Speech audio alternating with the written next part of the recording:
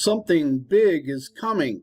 The potential bombshell revelation is according to Hannity, who said this news will end it all. I think it's fair to note he was speaking about the Russian witch hunt just before he made this announcement. Tick tock, tick tock. All right, welcome to Hannity. Busy news night. So with zero evidence of Trump-Russia collusion, 442 days of stupidity into this Mueller partisan witch hunt. Well, your mainstream corrupt media is literally in this country desperately searching for a new crisis every second of every day. This time they're trying to focus their attention on their favorite topic. Oh, themselves. They're narcissistic. And one particularly devout anti-Trump fake journalist over at fake news CNN is so openly concerned the president's rhetoric could endanger members of the media. But we're going to show you how the White House press secretary, Sarah Sanders, absolutely decimated this person. We'll tell you about it in a minute during today's very tense briefing. Plus, we're going to help remind the anti-Trump fake news CNN network why so many Americans chant at you that you suck. Americans don't trust your abusively biased coverage. And despite the constant stream of negative coverage from the media, well, the president's poll numbers are going higher and higher and higher, which, by the way, comes as the administration is now combating, quote, Russia election meddling in a big way, something that Obama failed to actually do. Obama said this couldn't happen in this country. Trump needs to focus on getting voters and stop whining. Okay, moments ago, by the way, the president wrapped up a massive rally in Pennsylvania.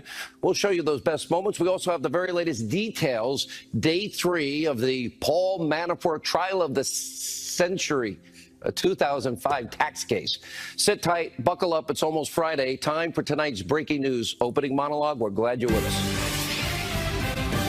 All right, those crisis peddlers are at it again. Your mainstream destroy Trump media has constantly tried and constantly failed to sink the Trump presidency.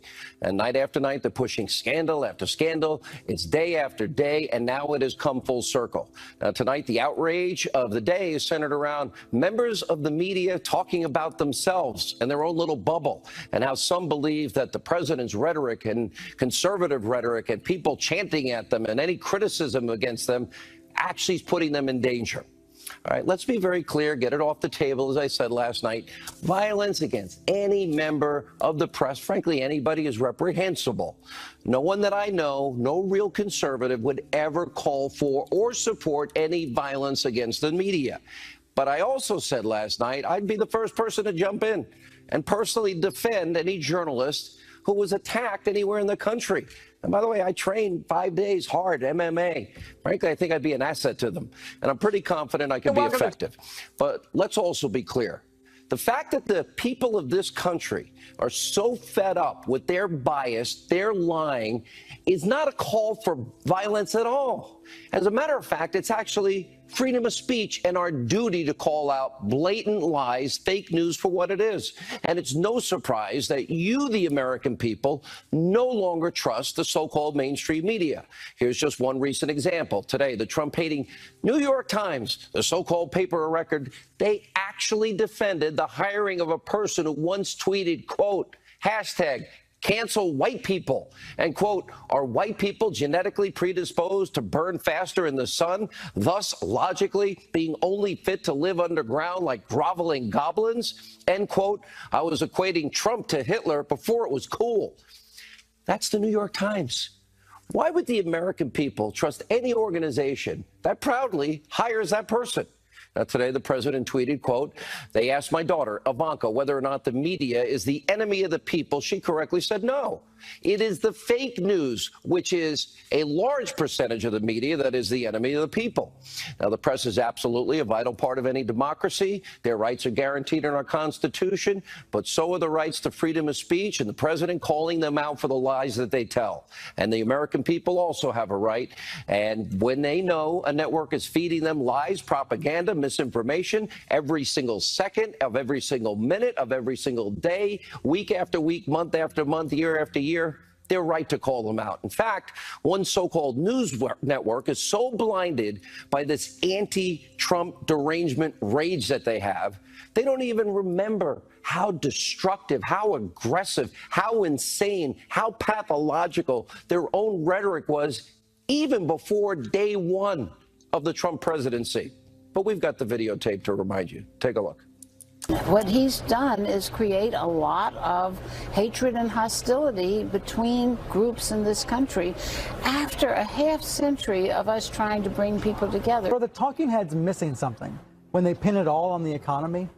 What about racial anxiety as a factor? So the Arizona Republic getting so many death threats over an endorsement is an example of how overheated the rhetoric is. Another example out of North Carolina today, the firebombing of a local GOP office. Yeah. But that kind of action is unacceptable, and we need to have the temperature come down on all sides right now. Unfortunately, Donald Trump is the lead in terms of raising the temperature at this moment in time. I think that if there's one thing that Donald Trump could do now that might calm some people, we're on track for a tragedy.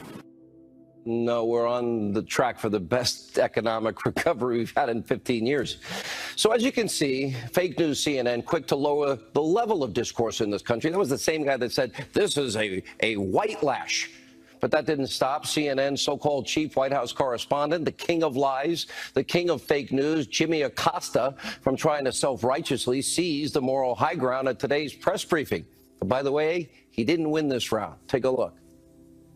I think it would be a good thing if you were to say right here at this briefing that the press, the people who are gathered in this room right now, doing their jobs every day, asking questions of officials like the ones you brought forward earlier, are not the enemy of the people. I think we deserve that. I think the president has made his position known. I also think it's ironic. I'm trying to answer your question. Okay, well, I politely waited, and I even called on you despite the fact that you interrupted me while calling on your colleague. Well, I said it's ironic. Which is why I interrupted. I'm trying. But if you finish, if you would not mind letting me have a follow-up, that would be fine. But it's ironic, Jim, that not only you and the media attack the president for his rhetoric when they frequently lower the level of conversation in this country. Repeatedly, the media resorts to personal attacks without any content other than to incite anger.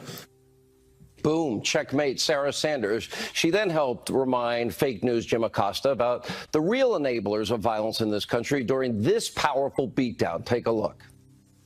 The media has attacked me personally on a number of occasions, including your own network, said I should be harassed as a life sentence, that I should be choked.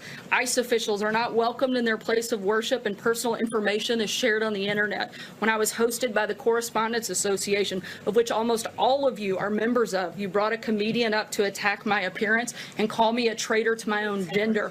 In fact, as I know, as far as I know, I'm the first press secretary in the history of the United States that's required Secret Service protection.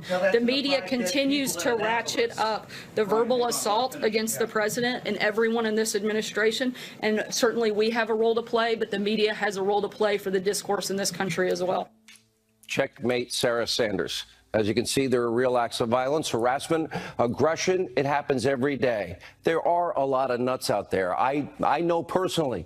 Like so many in the public eye, I've had numerous death threats over the years, white powder mailed to my office, and guess what? None of that is fun. And I'll be the first to stand up and say everybody has a right to freedom of speech. But saying that you're a liar and calling out fake news is only words. Nobody's supporting any violence. So don't make accusations that are untrue. Many in the media, they're all too happy to play down violence that have been over the years perpetrated against conservatives. For example, just today, a man arrested after leaving Majority Whip Steve Scalise a threatening voicemail. Remember, 2017, Steve Scalise, Republican, was shot by a deranged Bernie Sanders supporter. I don't remember the biased press assigning blame for that violence, and nor did I. You can't hold one psycho accountable and attribute it to some other person. Now, remember, during the Obama administration, no member of the mainstream media feared for their lives or blamed Obama for random acts of violence against conservatives because he said things like this. I might have to put Mr. Burgess on Fox News. You know, give him. I'll put I'll put Mr. Burgess up against Sean Hannity. He'll tear him up. I need you to go out and talk to your friends and talk to your neighbors. I want you to talk to them whether they're independent or whether they are Republican. I want you to argue with them and get in their face. Sean Hannity goes high, they go low. Tear me up? Oh, get in their face? Wow. As you can see, all the feigned moral outrage coming from many in the media, it's just one more fake crisis that is being concocted and pushed by the fake news media, people that are just hell-bent, waking up every day and maligning the president. Every minute, every second, every day, every week. And despite all of this, the president, well, he's polling better than ever before. Rasmussen poll out today. The president's approval rating now stands at a solid 50%, which, incidentally, is 5 points higher than Obama during the same time frame. This is huge news with the midterms just around the corner. And earlier tonight, during his rally in Pennsylvania, the president, well, and the abusively biased press, he took them on and so much more. Let's take a look. We're doing better in all of these states than we did on election night. So we're going to be taking some very tough actions. I don't know if it's before the election or after the election. You know, a lot of the Republicans say, and they're good. They're good. We need more Republicans, but they're friends of mine. They say, President, you know, and some of them are really tough guys, and they said, sir, we're better off if we wait till after. I say, it's better before. Let's do it before. Sir, we're better off. You know who thinks it should be before? Rush Limbaugh thinks it should be before the election. You know who else? Sean Hannity. A lot of them. A lot of them.